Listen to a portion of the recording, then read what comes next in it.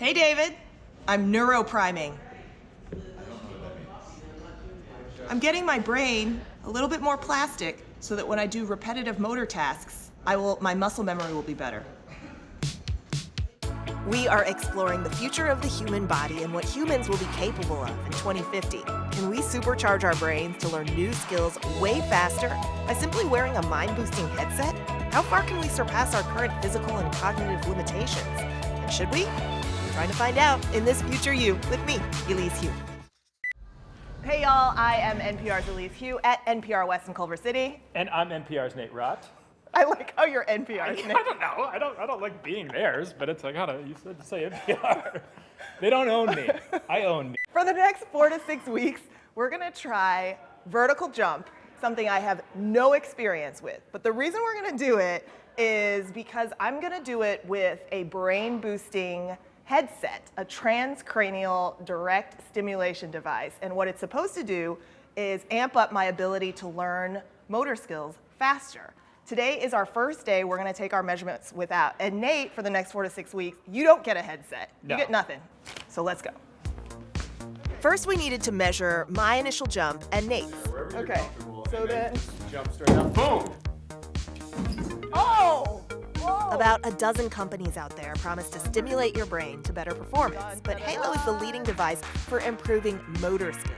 It has contracts with the U.S. military and U.S. Olympic teams, so I reached out. I want to note that while the studies on zapping your brain for better performance show it's plausible and even encouraging, there isn't enough of a body of clinical evidence yet to indicate how much they actually improve performance. That's not the question I'm asking. I want to know how this technology could change the way we live in the future. With our initial jumps measured, we headed outside for our first training session with our trainer, Casey. Elise tries. Oh, we can make it. Let's do this.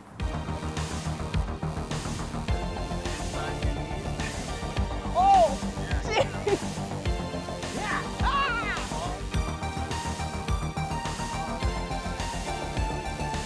The next training session with Casey will be my first one while actually using the headset to prime my brain. So let's find out how it works. Neuroplasticity describes the brain's ability to rewire and form neural connections based on experiences. Your brain sends signals to your muscles when you practice a task like piano scales, golf swinging, or jumping. These signals, fired by neurons, create new connections between brain cells, which help your muscles remember how to do something. Headsets like Halo use a process called transcranial direct current stimulation to make those connections faster. TDCS is the process of firing tiny electric currents into your brain, exciting the neurons in there. These neurons are then more likely to fire together, making new neural pathways. One saying goes, neurons that fire together, wire together. The idea here is transcranial direct current stimulation plus quality training equals faster learning. Now back to our unscientific experiment. Oh, it stopped. I think I'm done priming. Has it made me more excited? Is it all the electricity in my brain? So today's the first day I'm actually neuropriming. Really? Because I got it wrong the last couple no of kidding. times. It says neuropriming in progress, and then it gives me a countdown.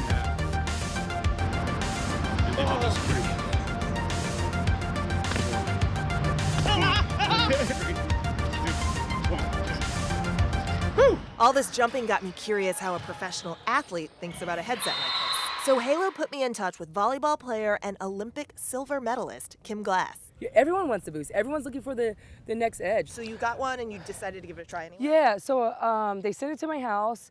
I go into the gym, I'm like super exhausted, and I just remember like the first day, like I'm doing like kettlebell front squats, and I normally like 25, and I was working on like, I had a little instability, and to me like all of a sudden like it was just like everything was just a lot easier for me. Now I don't know if it's this or not, but I felt better. I felt like I worked out longer.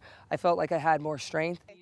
I wasn't expecting to work out after interviewing Kim, but she insisted on showing me how to activate my glutes. This is so painful. Okay, I can start neuropriming. Is that an app that is testing your brain's... So it's telling me that I'm neuropriming. Is that what it's doing to your brain? No, it's sending little currents to my brain. Do you feel anything? No.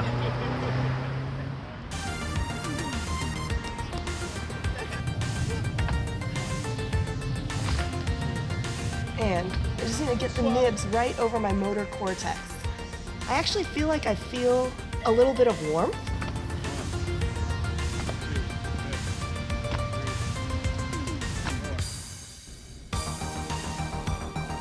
This is it. We're measuring our final jumps to see if we've improved at all. Before we jump, though, I talked with the Halo co-founder, Dr. Daniel Chow, to understand the future of this technology through our super scenarios. In the year 2015. First, I asked him what sort of superhuman power neurostimulation could give us by the year 2050. He thinks it could actually increase our lifespans. Is it possible that this could keep our brains younger? I mean, does this affect longevity? So what if you live an active cognitive life? What if starting in your 60s or 70s, you started doing brain training and this kind of thing, crossword puzzles like this with brain stimulation, and with every session, you got a little lift in value from that training session. You keep doing that, you've got a nice fat bank account to withdraw from when you hit your 80s and 90s. How could a super villain use this? Like, what could be truly villainous? Like, what if it were hacked?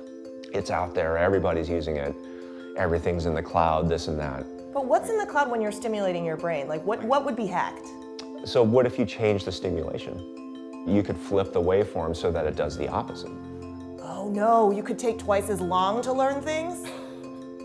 Potentially. I mean, we're having fun here, right? It's the year 2050. Right. My favorite super scenario is where things get thorny. If humans can be upgraded this much, then are we creating different classes of humans? Or even with athletes, there's asterisks by those who used steroids. There's legal performance enhancement that's all around us, like drinking coffee. It's been identified by the World Anti-Doping Association as performance enhancing, yet it's legal. What WADA considers illegal is things that are unsafe to the health of the athlete and against the spirit of the sport. I would argue it isn't. Sounds super thorny. Let's sit on that for a moment, but then also think about something that's super likely. So 2050, let's say we have a helmet and it's got electrodes all over the place and you are learning French. It's like, okay, well, let's stimulate the language cortex so that you can learn French faster. And then it knows that you're in a meeting because it reads your calendar. It's like, all right, let's stimulate prefrontal cortex for attention and focus. Like, could you go through life with the benefit of this neurostimulator kind of knowing what you're doing and stimulating parts of your brain to augment like whatever neuro or cognitive capability in real time? So we're just getting little boosts throughout the day. Right. All right, thank you so much. Okay, now back to our unscientific experiment. Did my vertical jump increase? Final jump day. Okay, do it.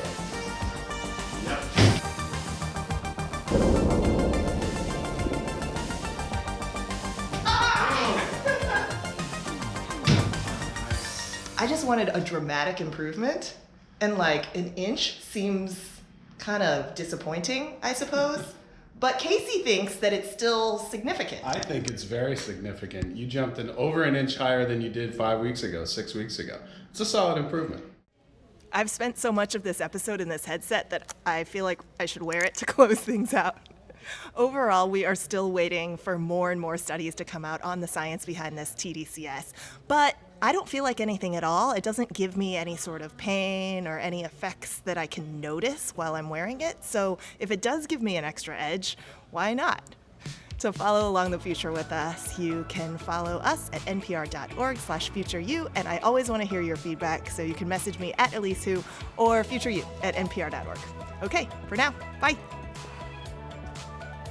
He keeps wanting us to jump up on those benches, which is terrifying. Yeah, I mean, I kind of like my shins as they are. All the skin on them and